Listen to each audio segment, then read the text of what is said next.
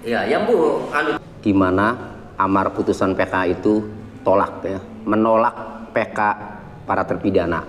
Nah, kemudian saya memperhatikan penjelasan dari pejabat Mahkamah Agung yang menerangkan bahwa penolakan PK dikarenakan Majelis Hakim PK tidak menemukan kekeliruan hakim pada tingkat judak fakti. Arti judak fakti itu pada tingkat pengadilan tingkat pertama maupun judak juris. Judak juris itu artinya pada tingkat banding dan tingkat kasasi ya, tidak menemukan kekeliruan hakim dan kehilapan yang nyata sehingga ya menolak PK-nya. Kemudian yang kedua, tidak nopum yang diajukan menurut penjelasan pejabat Mahkamah Agung itu bukanlah bukti baru sebagaimana yang diatur di dalam pasal 263 ya, ayat 2 KUHP. Nah, saya akan komentari begini. Ya. Pertama mengenai bukti baru, ya. Kalau bukti baru ya, kalau saya perhatikan ya, ada sebenarnya bukti baru ya sebagaimana atau sesuai yang diatur dalam pasal 263 ayat 2 KUHP. Apa?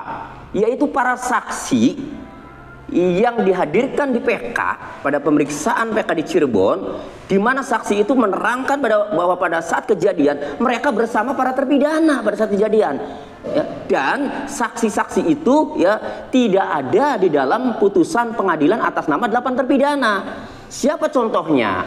Contohnya adalah Agung ya, Agung yang memakai motor mau mengantarkan sayur. Itu saya amati di putusan 8 terpidana tidak ada itu salah satu contohnya ya. Nah, kemudian ya, jadi dalam nopum ini ada sebenarnya nopum yang sebagaimana dimaksud dalam pasal 263 KUHP, yaitu bukti baru. Kan bukti baru itu bisa surat, bisa orang saksi kan. Ya, ini bukti baru alat bukti. Saksi pun bisa. Nah, tetapi kalau itu ya tidak dijadikan ya, tidak dianggap ya sebagai nopum yang benar-benar baru, yang benar-benar mengetahui ya, dan kesaksian itu dapat meragukan hakim harusnya. Tapi kalau itu dianggap bukan nopum ya, saya tidak tahu pikiran Hakim Agung PK ini bagaimana. Ya. Kemudian yang kedua, kekeliruan hakim. Katanya tidak ada kekeliruan hakim atau kehilapan yang nyata. Lah, saya mengamati putusan 8 terpidana itu dari mulai ya, satu, CCTV yang tidak dibuka, walaupun Dodi Irwanto dan Gugun Gumilar mengecek CCTV di lokasi kejadian namun belum dibuka. Ini jelas janggal. Artinya tidak ada alat bukti dari CCTV itu mengarah kepada bahwa para terpidana itu melakukan tindak pidana. Kemudian yang kedua, 6 handphone yang disita, salah satunya handphonenya Pina, itu tidak dibuka. Lalu kalau tidak dibuka untuk membuktikan apa? Tetapi tidak dibuka pun itu dijadikan alat bukti untuk menghukum 8 terpidana. Kemudian ada kayu yang dianggap didakwakan untuk memukul bambu ya. Semua para terpidana itu tidak melakukan dengan bambu itu. Nah, kemudian saksi-saksi yang dihadirkan juga tidak ada yang melihat menggunakan bambu, tapi tetap itu digunakan sebagai alat bukti untuk menghukum padahal tidak dilakukan sidik jari. Itu bambu tangan siapa yang nempel. Kemudian sperma yang ditemukan di vagina Pina. Tidak dilakukan lab atau tes DNA.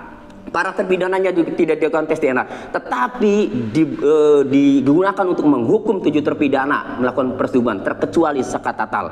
Nah, dari kejanggalan-kejanggalan itu kalau tetap diputus bersalah, itu namanya kekeliruan hakim, kehilapan hakim itu. Lalu bagaimana kalau ya Hakim PK ini mengatakan bahwa tidak menemukan ya kekeliruan hakim, kehilapan hakim pada sidang atau pada putusan pengadilan pada tingkat pertama atas nama 8 terpidana itu. Lalu bagaimana pemikirannya? Saya sih ini meragukan ini kompetensi ya, kemampuan Hakim PK dalam memeriksa PK perkara 8 terpidana ini. Sepertinya Hakim PK ini harus lebih teliti lagi, harus belajar hukum lebih teliti lagi. Atau saya menduga jangan-jangan ini dibuat pertimbangan seperti itu ya, jangan-jangan karena menjaga 3 institusi. Ini pikiran saya ya, saya nggak tahu nih kan. Nah, tapi kalau dilihat tidak ada kekeliruan, tidak ditemukan kekeliruan, oh saya tidak sependapat. Saya getol mempelajari ya putusan 8 terpidana itu.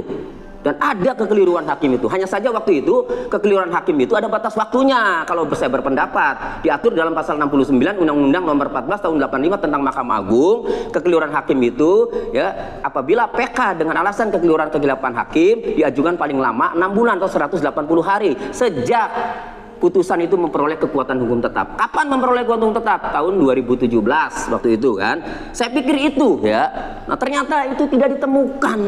Nah, berarti ini hakim PK, saya menyimpulkannya, saya melihat hakim PK ini telah melakukan kekeliruan dan kehilapan yang nyata dalam memutus PK 8 terpidana ini. Lalu kalau hakim PK melakukan kekeliruan yang nyata, kehilapan, kita mengadu kemana? Karena tingkat upaya hukum luar biasa yang terakhir ya, tingkat upaya hukum yang terakhir ada upaya hukum luar biasa ini PK. Jadi menurut saya ya harus diperiksa ini hakim PK-nya oleh Komisi Yudisial, harus diperiksa oleh Komisi Yudisial itu. Ya,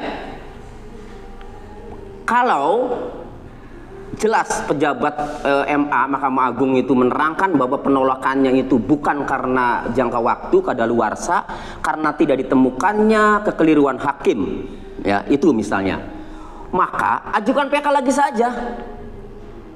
Boleh kok, karena dalam pasal 263 ayat 1 KUHP ya, itu tidak diatur harus 1 kali 2 kali atau dibatasi, tidak. Hanya di situ terhadap putusan ya, terpidana putusan yang telah memperoleh kekuatan hukum tetap ya, terpidana itu bisa mengajukan PK. Ajukan lagi saja. Siapa tahu kan nanti hakim PK-nya itu ya, benar-benar mempertimbangkannya secara hukum. Intinya saya melihatnya ini ada kekeliruan hakim, ada kehilapan hakim. Saya melihatnya. Ya, bayangkan kalau ada saksi yang meringankan kemudian tidak dipertimbangkan pada saat 2016, 2017. Saya ambil contoh ya. Saka Tatal. Saka Tatal itu ya ada saksi pamannya yang mengatakan bahwa pada saat kejadian Saka Tatal itu bersama pamannya itu di rumah neneknya. Artinya harusnya hakim tuh ragu. Kalau ragu jangan putus bersalah, kalau ragu bebaskan. Karena ini untuk menghukum orang, tapi diabaikan tetap diputus juga. Apa itu bukan kekeliruan, bukan kehilapan. Kehilapan. Lalu bagaimana jadinya kalau hakim PK mengatakan tidak menemukan kekeliruan hakim pada tingkat judek fakti, pada putusan pengadilan tingkat pertama itu. Nah, jadi ajukan lagi saja ya, menurut saya kalau dengan alasan kekeliruan. Yang penting alasan PK-nya bukan karena kadaluarsa ya, tapi kalau udah kadaluarsa ya susah kan, nanti sampai kapanpun diajukan ya tetap kadaluarsa lagi, ditolak lagi ya. Tapi kalau alasannya itu karena tidak ditemukan kekeliruan hakim ya sudah, ajukan lagi saja. Karena menurut pendapat saya ini ada kekeliruan hakim pada putusan 8 terpidana itu.